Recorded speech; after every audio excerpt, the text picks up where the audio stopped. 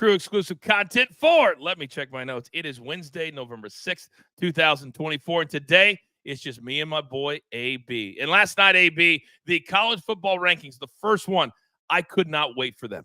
And they got overshadowed a little bit by the presidential election. But when they came out, there's a little bit of a surprise. So let's take a look at the rankings first because Oregon beat Ohio State. So that's clear to me. Are you surprised that Ohio State was put in front of Georgia?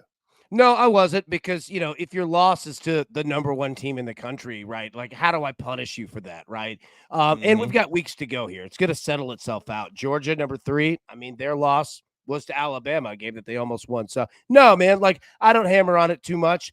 The good thing is that almost all these teams are in the same conferences now, so they get to work each other out. That's a great point. And we normally, when it was 4 teams, we get worked up when the rankings come out, and you just hit the nail on the head. A lot of these teams are going to be playing each other over the course of the last month, so it will shake itself out. But there are some teams out there that I think are fascinating. You've got an Indiana team that has been amazing. They've got a head coach who gets it because now the committee last night admitted that they looked at the losses for Ohio State and Georgia, which means it's out there now that it's not just about how you win, it's how you look when you win, but it's also how you look when you lose. Indiana is ranked 8th. And there are 3 Big Ten teams ahead of them, and they only play one of them. So essentially, their season will be riding on November 23rd against Ohio State. Are you surprised they're only number 8? I'm not, because exactly what you just said, right? And the committee has been known, even when we had 4 teams and they would do the top 4 and then the next 2 that are kind of waiting to get in if somebody messes up, right? Like, that's kind of where Indiana is. And they're saying, all right, well, Penn State's in front of you. Ohio State's in front of you. Oregon's in front of you in terms of Big Ten teams, right? Now, the interesting part is this. Think about it. Number 1, Oregon, okay?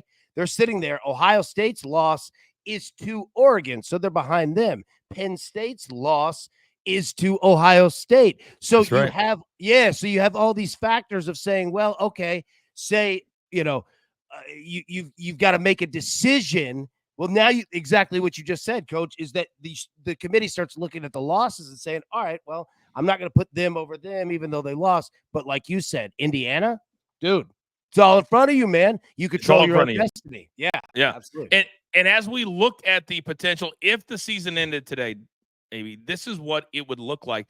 And you told us something on the morning show today that A, maybe I didn't know, B, maybe I didn't think about, but the bye system and how they're doing it, fascinating. Absolutely. So take a look there on the left. You see the college football rankings: Oregon, Ohio State, Georgia, Miami, Tech, what we just looked at, right? But take a look here at the first round of the quarterfinals, okay? So the top 4 teams get a bye, essentially, okay? And they play in that quarterfinal round.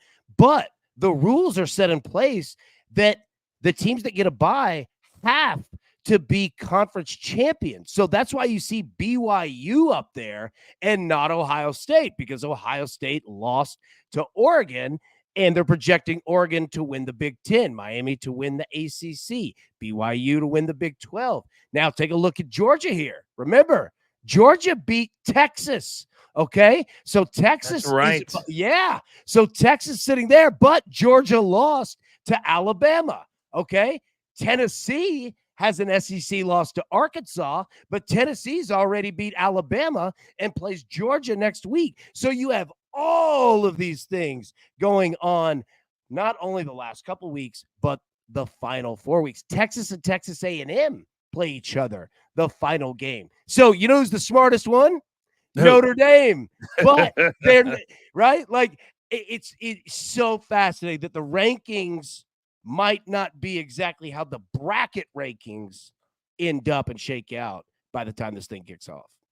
I think this is why everybody wanted a 12-team playoff, and it's we love talking about it. We love looking at it, and everything you just said over the course of the next 5 to 6 weeks, and the first 4 games are on campus. So now in December, instead of waiting until the week between Christmas and New Year's, you're going to get a meaningful 4 games in, I think it's the 3rd week of December.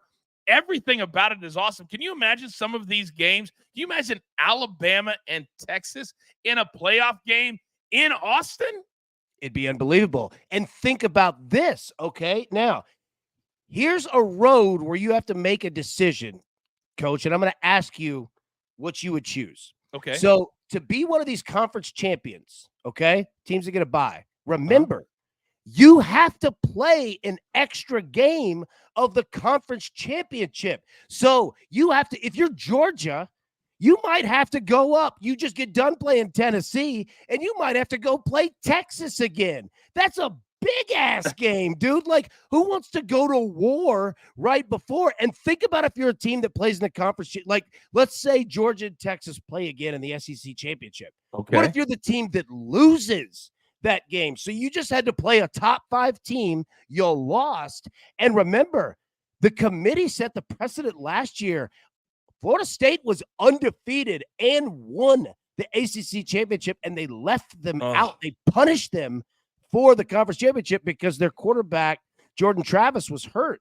You could be a Texas, a 5 seed, go in to the SEC championship game, get the hell beaten out of you and banged up and hurt, and it hurts you for an extra game that you didn't even put on your schedule. That makes it even more fascinating, man.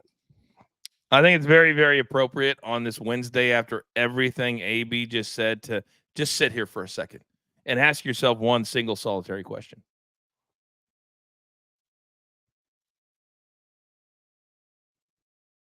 Do you want to do the work? I didn't think so.